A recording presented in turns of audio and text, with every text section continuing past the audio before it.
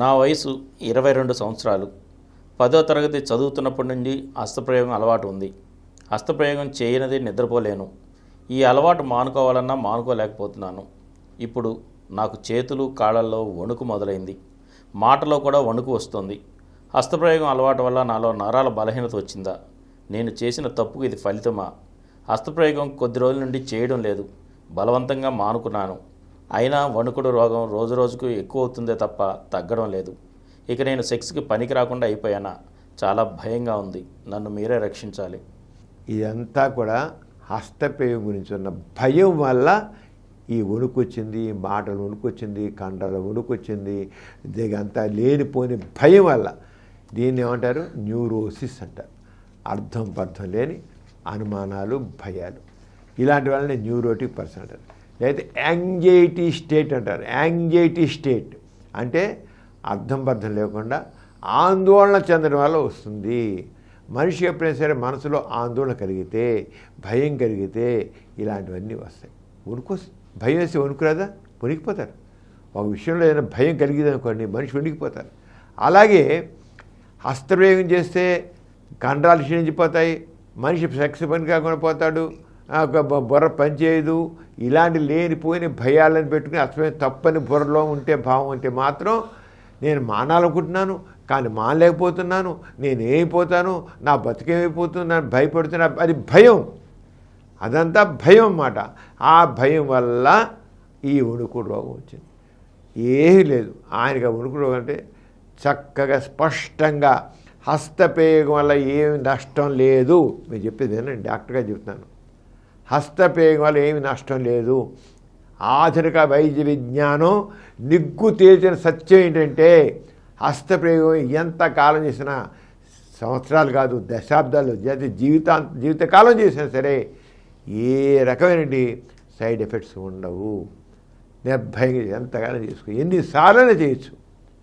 అంతేగాని కండరాలు క్షీణించిపోవడం, నరాలు వీక్ అయిపోవడం, వణుకు రోగం వస్తున్నాయి, ఇవన్నీ కూడా భయంలోంచి పుట్టుకొచ్చినవి. అంతే భయం.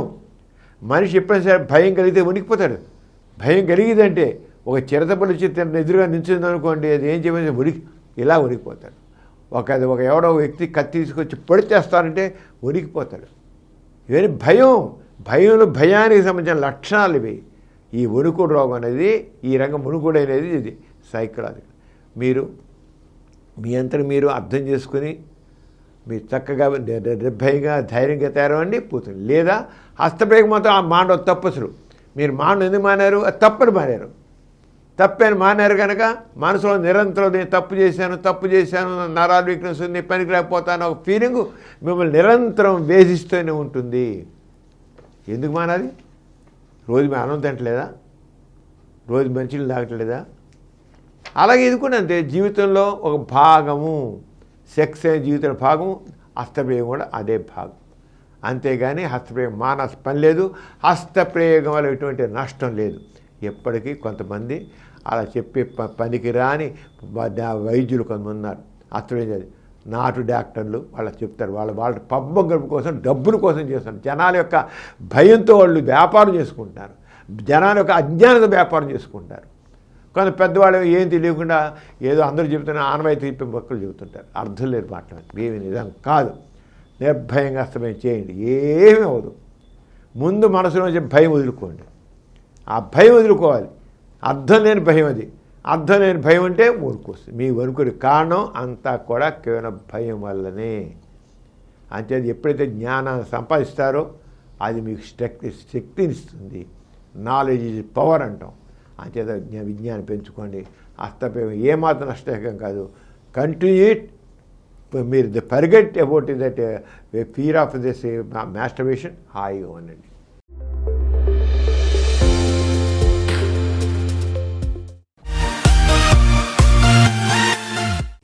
ఈ కార్యక్రమం మీకు ఎంతో నచ్చింది కదా?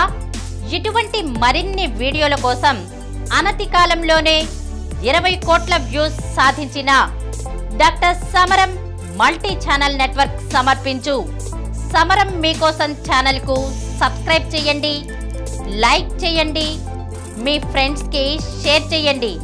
అలాగే ప్రక్కనున్న గంట సింబల్ని ప్రెస్ చేయడం మర్చిపోకండి.